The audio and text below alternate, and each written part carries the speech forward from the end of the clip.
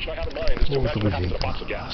For these purposes, think of the box of gas as just a classical set of billiard balls moving around, according to Newton's laws. And imagine you start the billiard ball atoms in a very unusual place. You imagine, forget about gravity for now. Okay, imagine they're stacked up in this vertical line, and you give them different velocities, some big, some small, pointing in different directions. What's going to happen? What do you kind of visualize? I was going to suggest a way to believe that that's impossible, so I just do it in your mind. Imagine these things bouncing around in the box. The box is that far long. They scatter, they do the sensitive dependence of initial things, and pretty soon they'll be crazily spread all over the box. And in fact, one of these atoms, which is very high in the center and low in the floor, will eventually go to a neutron density. Suppose one of these balls is moving with high velocity, so it has a lot of energy. After collision, it will share that energy uniformly among the atoms, and each atom will on average have the same amount of energy. You'll have a constant energy density. These constant densities of number of atoms and energy are hallmarks of what we call thermal behavior, when it comes to have a hot system at a certain temperature. And this uniformity, this approaching uniformity, is what we call coming to thermal equilibrium. Of course, the word thermal means that there's temperature involved. And what is temperature? Well, in this kind of system, you just look at a particle and say, how much kinetic energy does it have on average? And that kinetic energy is equal to the temperature of the system times its steady constant that changes degrees into energy units times 3 halves, because we live in 3 dimensions. So temperature is just a measure of the average energy of a system. So thermal behavior in systems like this is a consequence of chaos. When you make yourself a cup of tea, you're enjoying the benefits of chaos. Without it, you might heat up one corner of your teacup, the rest would stay cold. But that's not what happens.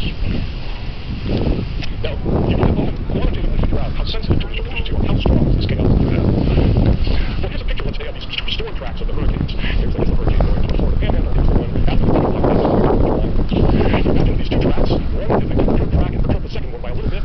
What happens is these tracks, or the trajectories of particles, diverge exponentially in time. Okay? That means that they double after every amount of time. You might start with these trajectories an inch apart. Hurricanes, well, we should have a bigger unit, but imagine pool balls starting an inch apart. After 1 second, say they're 2 inches apart. After 2 seconds, they're 4 inches apart. 3 seconds, 8 inches apart. That's this doubling pattern. And in case you don't know, this kind of pattern piles up very quickly. After just 10 seconds, these two balls will be 85 feet apart, 1,024 inches. So if these pool balls start on the pool table, after 10 seconds, one has left the back door and one has left the front door of the pool hall. Okay? Things diverge very quickly. Mathematically, you write that the distance grows like an exponential e to some number times time. This number, which tells you how fast things are increasing, is called a Lyapunov exponent. It is the signature, it's the characterization of how strong chaos is. A big Lyapunov exponent is projected to very fast, but strong chaos. And although actually it's a very complicated system, it has lots of all kinds of stuff. Roughly speaking, one of the Lyapunov exponents used in languages time for about 5 days. And that's why it's hard to predict a weather forecast for more than 5, maybe 10 days. Okay? It's going to be very hard to predict 100 days out, because tiny butterfly flaps will cause weather patterns to change almost completely. So this is the story about a rough summary of what we mean by chaos. It turns out there's another way to diagnose it that seems a little bit elaborate and contrived, but it turns out useful for the next part of the story of chaos. So here's another way to diagnose chaos. Remember we started on the previous slide with having this vertical line of atoms and letting them evolve in time into this rather spread out pattern? Well, suppose you get here, and then you run the movie backwards that you just watched. And when you do that, you make every velocity and attribute it to the opposite velocity. So you're moving 10 miles an hour to the right, 10 miles an hour to the left. And when you do that, and you run the thing forward, it will just be like running the movie backwards. This rather random set of atoms will, the way you watch movies go backwards, you break an egg, you scramble it, and stuff. You run the movie backwards, and the egg then scrambles and goes up. And they're surprising because you delicately adjust these velocities conditions so that you run forward. It's very delicate. It takes a very delicate adjustment of the situation for you to do that. And then you can ask the question, suppose you set up a delicate situation to make it undelicate.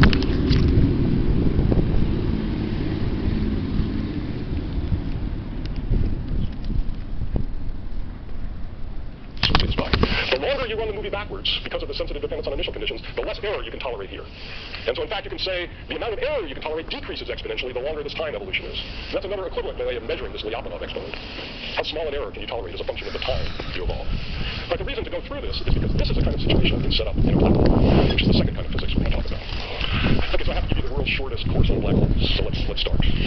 All right, black holes are a striking consequence of our modern theory of gravity, which is called general relativity. As I'm sure you've heard, this is a theory about the geometry of space-time. That's what we think gravity is. And a black hole is a profound distortion of space-time geometry, a big kink in the geometry of space-time. And once you enter a black hole, I'll tell you a little bit more about this, nothing can get back out if you don't think about quantum mechanics. And so particular light can't get back out. And so in an artist's rendition, if you had a black hole sitting in front of a star field, the star's light would enter the black hole and it would just never get out. It would look like a black disk on the sky. In fact, that's not the way many black holes work. Black holes can eat things, planets, other stars and stuff, and they liberate enormous amounts of energy. So in fact, many of the brightest objects in the sky are black holes. Quasars, I guess the general word's active galactic nuclei. So black holes are enormous engines of light. But if you clear out the area around the black hole so nothing is falling in it, then it would look like this. Now, black holes are hard to visualize because they involve this interesting distortion of space and time. Space and time get mixed together, and it's hard to draw pictures about that mixing. And physicists have invented various ways of visualizing this, but they're actually rather abstract and hard to explain. A lot of what we do in a course in general relativity is develop ways of understanding those pictures. So the best I can do is sort of offer some metaphors for the way black holes behave, each one of which is rather inaccurate, but well, they'll be small lies in the service of a greater truth. Okay? So here's the first inaccurate metaphor. Think about the sphere beneath which, if you enter it, you can't get out again. This is called the horizon, or an event horizon. Okay, this is like that black disk. So it looks like a sphere. It's got a certain size, a certain radius. Inside the sphere is something called the singularity. If you fall into a black hole, there's this horrible place where you're stretched more and more, and we really don't know what happens at the singularity, but we know enough to realize it's not a good place to be. Okay, it will tear every known kind of matter apart into shreds. But this picture, one of its first inaccuracies is it looks like it's a point, and if you fall in and you're clever, you can actually avoid the singularity. No chance. Okay. So this is a second metaphor. Okay, you think of kind of a whirlpool, a current of water that represents space-time, and then this circle is this event horizon. If you're outside the event horizon and you use a lot of energy, if you have a boat here with a powerful motor, you can eventually escape.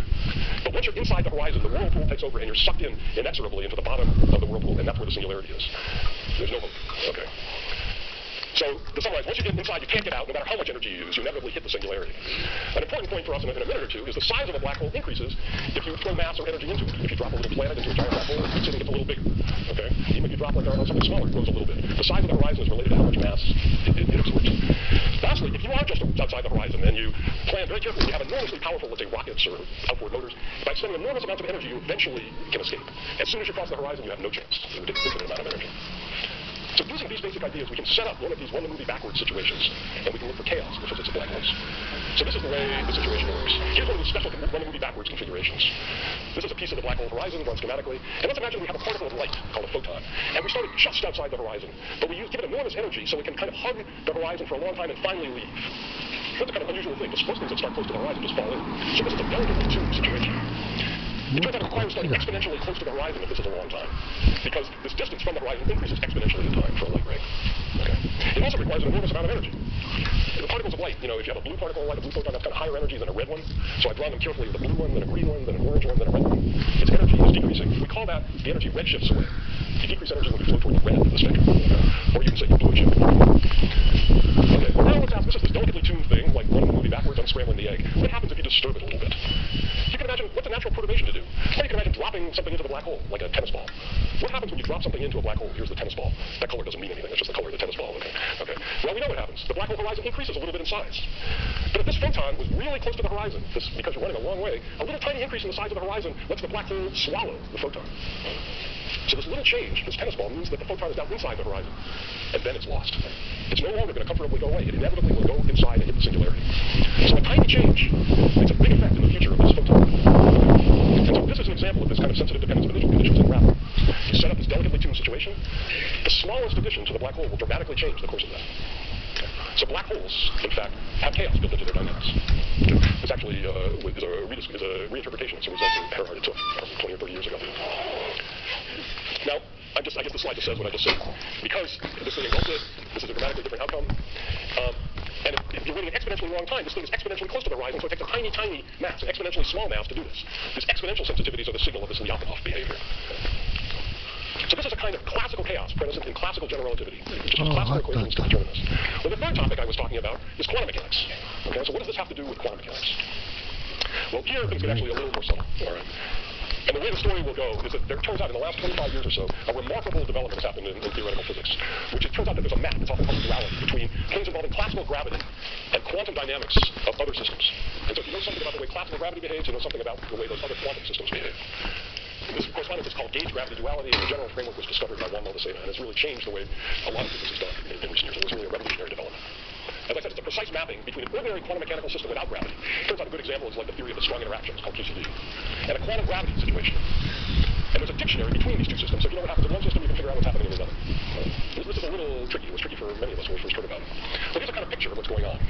Think of this gray sphere and where the ordinary system lives. Inside the sphere, inside the ball, is where gravity lives. So here's gravity that's made of black hole. This inside of the sphere is the surface of the sphere. All right. The ordinary quantum system lives on this boundary. This is some quantum many-body system with various degrees of freedom. And quantum gravity was inside the shell. We know that quantum Hawking taught us that if you have quantum mechanics of black holes, they no longer stay black. They radiate thermal radiation. So that means the boundary system is a thermal one too. Thermal systems exhibit chaos. Where's the chaos in the boundary system? It's this classical black hole chaos that I just described. It turns out when the boundary system has many degrees of freedom, the gravitational system of a black hole behaves classically. That's part of the dictionary. And the boundary system remains strongly quantum mechanical. So classical gravity can be reduced via this dictionary.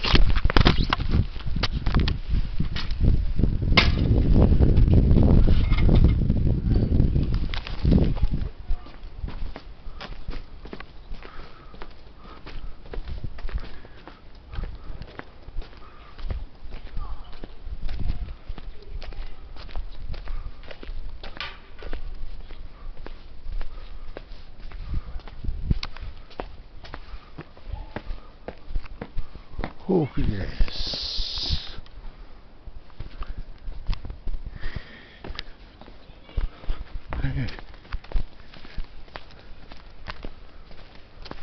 Wat er niet was kunnen.